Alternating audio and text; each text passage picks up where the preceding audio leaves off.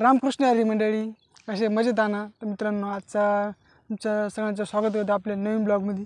तर मित्रांनो, आजचा व्हिडिओ असं आहे, तर आपण आपल्या शेतात जे म्हणजे झेंडू शेत त्याच्यात गबळ झालं होतं, ते निंदायला सुरुवात केली होती.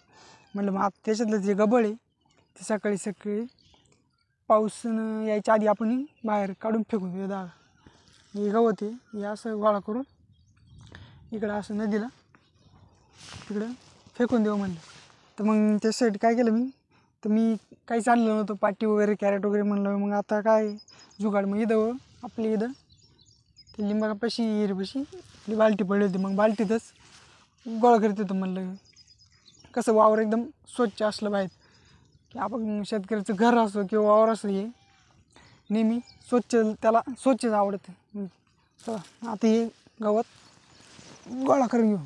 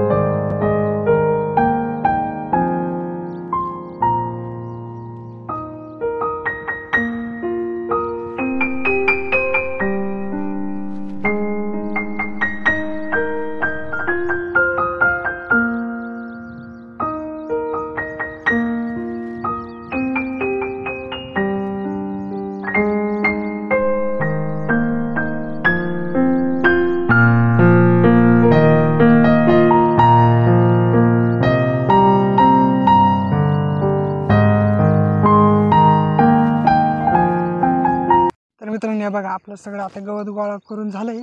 म्हणजे बघा सगळं कसं मस्त स्वच्छ दिसतं ना, आता एकदम मस्त भारी वाटतं गवत नसल्यावर.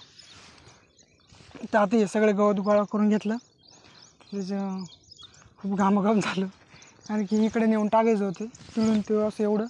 हे बघा ते पुतळं बुजगावून उभं गेलं तिळून तेवढं सगळं असं उचललं आणि तिकडनं नदीने नेऊन टाकलं. म्हणजे आता काय स्वच्छ होतं, आपलं काम झालं.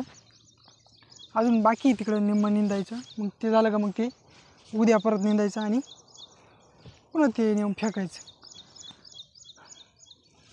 ते बघा कसं मस्त. आता फुलं पण जास्त चमकायला लागली, पिवळी पिवळी. बघा आता दिसत पूर्ण एकदम मस्त होईल.